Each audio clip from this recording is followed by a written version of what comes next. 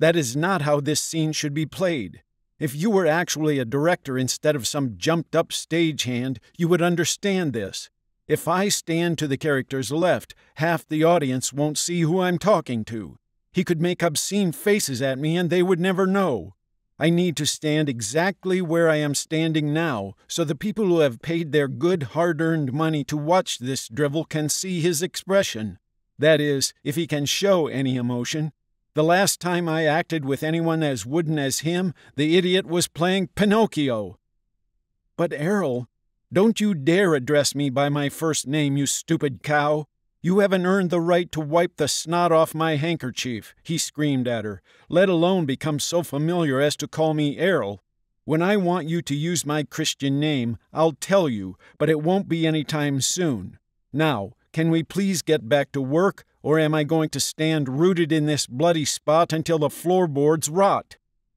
The young director stormed off stage, tears cascading down her rouged cheeks.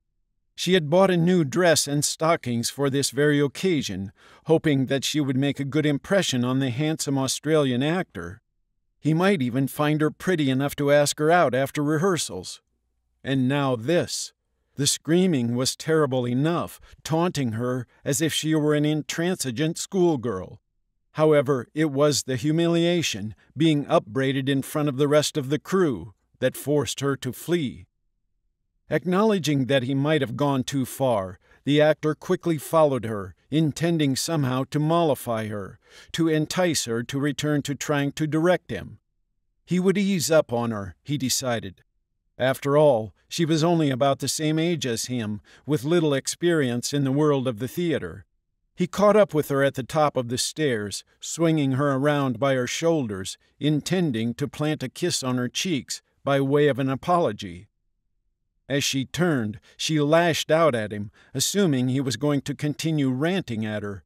Surprised by her actions, he pushed her away, inadvertently thrusting her down the steps. The sight of her tumbling down the wooden boards was awful enough, but it was the sounds of her body coming into contact with each tread as she fell that caused him to wince in empathetic pain. He rushed down after her, knowing that he would not reach her before she hit the bottom rung. It was excruciating to watch her damaged body as she lay writhing and moaning. He kneeled beside her, cradling her head in his arms. "I'm so sorry," he cried. "It was an accident. I never meant—" Through her pain, she looked up at this tall, handsome, athletic, and broad-shouldered Australian with his blonde hair and jaunty mustache. Incredibly, she was trying to smile. Such a beautiful man. What a shame you're such a bastard, too. An inquiry was held into the incident in the office of the theater management. Flynn was summoned to appear along with the young director he had mistreated.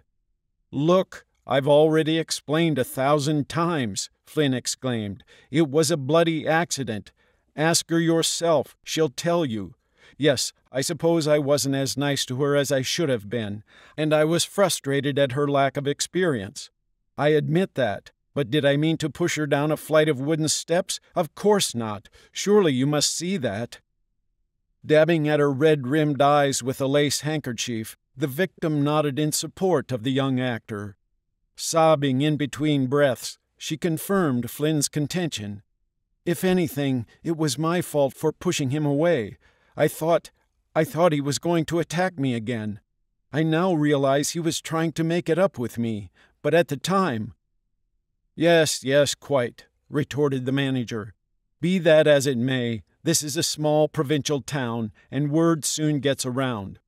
How would it look if we did not discipline the actor who caused the accident, as unintentional as it was? It would not look good for the theater or, may I say, for the repertory company that employs Mr. Flynn.